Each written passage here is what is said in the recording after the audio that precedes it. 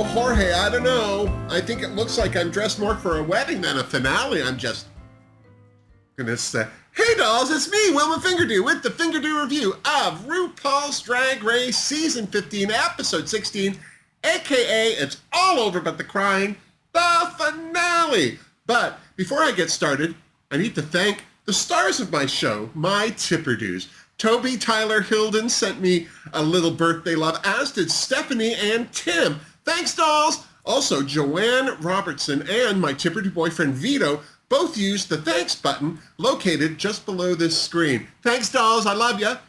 I also want to send a shout out to my Patreoner Jenna, whose mother has been in the hospital since the beginning of March. Oh, Jenna, best of wishes to you and your mom, I am just saying. And I also want to send a belated birthday wish to Richard, who I chat with on Twitter. Yes, I still use Twitter. Shut up. Now, let's get to the important things. Jorge, drink me. Oh, look at this. It's a classic. A Cosmo. It's a Cosmo, right? Okay, good. Okay, now I'm ready. Let's talk about it. The finale. Who looked good? I just want to be clear, I thought all the queens looked good, but this is a competition, and well, some of them did a better job of it than others. Like Irene Dubois in her green woodland fairy was breathtaking. We surely missed out on having her hateful mug burning up the runway this season. I say that with love. I also say Fingerdoo. When's Irene booked for All Stars? Do we have a date? Princess Poppy, who looked gorgeous, but I couldn't tell what the hell she was wearing. To be fair, I had to look it up on the interwebs, thanks to pinknews.com, where I found out that this was Poppy's ode to Regina George's back brace from Mean Girls. Okay, I get it now. Fingerdoo. I thought it was a swing. Sugar looked fantastic in her white Valkyrie/gladiator gown, and her contract with Brat Dolls must be over because, well, she was pas de poupée, which is French for Fingerdoo. Actually, it isn't. It's French for without a doll.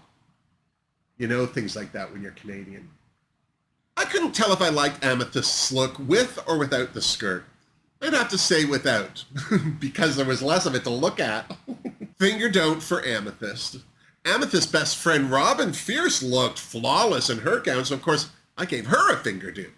Ora Mayari was beat for the gods, and her legs were like peanut butter. But the star of her show was her oversized fan declaring that drag is not a crime. Although, I may have got a warning or two in my career. Oh, such a crime. Aura, on the other hand, is guilty of snatching a Fingerdoo. I don't know what it is for me with Jax.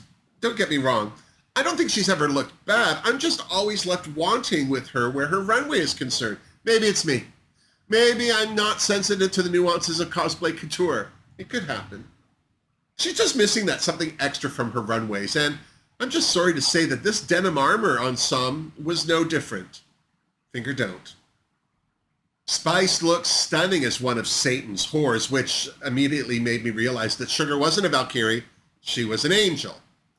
Had to do something with wings, I was sure of it.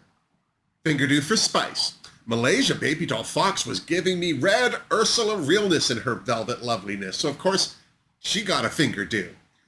I love a tentacle, I won't lie. I said tentacle. Marsha Cube's ode to funny face / the red shoes was beautiful, as was that makeup she was almost wearing. Fingerdoo. What can I say? I'm jealous. Selena's cake dress with its slice taken out from the back end was a hilarious callback to her viral rant about Ross Matthews' opinion of her drag. It was just brilliant. Fingerdoo for Selena as titties. Now, right off the top, I want to say I loved Lucy LaDuca's Bram Stoker Queen of the Dead look. She looked spectacular, but was she on her way to audition for Dragula? Why was she wearing it for this finale? Is it a callback to the positive reaction she got for her episode 5 Beautiful Nightmare look? I couldn't tell. I totally gave her a Fingerdoo, but I still had questions. Anitra's red and black warrior princess crouching drag queen look was lovely, but it looked like she borrowed it from Jax, if I'm going to be honest. This was almost too simple for me. I still gave her a Fingerdoo, but I would have been much more enthusiastic about it if she'd worn something that said finale as opposed to this, which was clearly saying, make sure I get dry cleaned before you return me to Jax. Lux's pink feathery fantasy was okay. To be honest, it looked a little sparse, but that could have been down to the lighting. Because of that, those pink fronds had a Dr. Seuss landscape look about them that, well, I couldn't unsee. If her feathers had been fuller and a bit more lush, it might have looked better. Also, I might not have been distracted by that unusual skirt. I just felt that there was too much going on all in this one outfit. Not that Lux looked bad, far from it. I still gave her a Fingerdoo. Could look better. MIB's red Lorex fishtailed Madam of the Chicken Ranch was gorgeous, and, well, she looked fabulous in it, so Fingerdoo. Sasha's My Fair Lady in red was beautiful and very different from anything she's worn this season, although I'm not sure if I'm a fan of that 1980s bridesmaid look with both a hat and a parasol. I've just worn that outfit myself far too many times. I don't like it. By the way, was that Vanessa Williams in the audience? Yes, it was. She was there to help Michelle Visage tease the second season of Queen of the Universe. Well, I guess somebody had to do it, seeing as Trixie's on tour. As for the rest of the finale, it went pretty much as it did last year. The queens performed their numbers, filler, and I'm not talking cosmetic. Of course, the rest included RuPaul making a fabulous entrance while lip-syncing a ditty off of one of her albums, although making her entrance among 5 larger-than-life projections of her own face threw a George Orwell 1984 tone all over it that, for some reason, I felt pressure not to point out for some reason. Who are you talking to? As for what Ru was wearing, well, I didn't like it. It looked like the living room floor on Christmas morning, all wrapping paper and ribbon. But I will say this, yellow is her color, and it looked comfy. I like that in a dress myself. As I said, the evening wasn't all just about crowning a winner. There was also ample time given to promote the ACLU Drag Defense Fund and how we can all help support it, including a performance by Orville Peck and Leland singing Built on Drag from Wig Loose the Rusical. It was a rich tapestry, and a toe tapper, I won't lie. Ru also had a tribute to Bob Mackie, which scared the hell out of me at first because for a second there, I thought he died. But no, Ru was awarding Bob the first ever Giving Us Lifetime Achievement Award, and to let us know that there's a Bob Mackie documentary coming out later this year, probably on WOW. There was also a fabulous montage of the brilliance that is Jinx Monsoon, and well then, there she was, performing her big number from Chicago, live, seriously. I have to admit, this was a highlight of the evening for me. She killed that song, and she looked good. No, she looked great. No wonder ticket sales soared while she was in the Chicago cast. Apparently, next she's doing Doctor Who. If she keeps this up, she's going to be more famous than Ru, if she's not already. Ru even had a little cue for Jinx's A. Actually, it was mostly to plug her North American tour and to watch a clip of Jinx from season 5 telling Ru that she wanted to do drag on Broadway. Way to keep your eye on the prize, Jinxie, seriously. Michelle, Carson, Ross, and T.S. Madison were there in the audience, like people.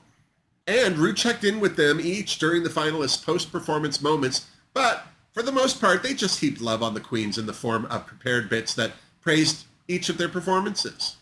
I'm sure it was contractual. And then Ru got to it. She told us how the night was going to go. First off, all 4 queens would do their solo performances, and then Ru would pick her 2 favorites. Then those 2 queens would have to lip sync for the crown. And just like last year, I had some issues. All 4 queens are great performers. They all have their strengths and they all have their weaknesses. So unless one of them whips out an outrageous finishing move, it's going to be hard to compare them like that. Still, if I had to worry for someone, it would have to be Lux, mostly because she's the newest to drag and all the other queens have more experience performing under that kind of pressure. Seriously. But to actually judge the queens on their separate individual performances is subjective too. That just boils down to concept and choreography and, well, of course, fan reaction.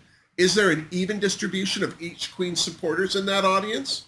Mind you, even my YouTubers seem to have an obvious favorite. I posted a poll on my community tab, sounds dirty, to see who everyone would pick to win season 15. Lux got 2%, MIB got 7%, Anitra got 26%, and Sasha got a whopping 64%. Just saying, if that's anything to go on. There should be no surprises. Before the Queen's performances, they got a little video montage of highlights from the season, which obviously got a little emotional at times, but I got through it. Anitra went first with Lotus. I like this number well enough. I mean, the song is a definite toe tapper, but that story about one of her dancers injuring themselves during the taping didn't distract me just a little. I hope he's okay. That said, I liked Anitra's outfit, and the choreography was fun, but I'd be lying if I didn't say that my mind drifted off near the end there. It just got a little boring. Also, am I the only one who wished she'd walk the duck with her backup dancers? Now there's a kick line that could give the Rockettes a run for the money. And don't you dare ask me who the Rockettes are. During her post-performance interview with Ru, Anitra introduced her father, who was in the audience, and we learned that he loves wearing Anitra's wigs, expressing a penchant for a long fall. Me too. But then, Long Fall was my drag queen name in high school. Lux was next, and seeing her get emotional during her montage over how badly she wants to win was lovely. I wish she'd shared more of that vulnerability this season, because deep down, I think she's a sweetie. Her performance of giving fashion was okay. It would have been better if she hadn't flubbed her lip sync. I mean, there were moments there where she just didn't seem to be bothered. Also, for a song about fashion, I wish she'd worn something more fashionable. Even the reveal was a bit meh for me. During her chat with Ru, we met Lux's mom and her boyfriend Thomas, who got a little emotional himself over how proud he was for Lux. Sweet. MIB was next. Her song was Delusion. I like this. I thought Mistress looked cute. I love that there was a reveal, and I'm not just talking about her rear end. But like Anitra's track, I found this song a little repetitive, and I kind of lost interest in the end. I mean, even that Lift Her Dancers performed didn't re-spark my interest, just saying. During her post-performance moments with Ru, Mistress admitted, well, that she was a lot nicer on the show than she actually is.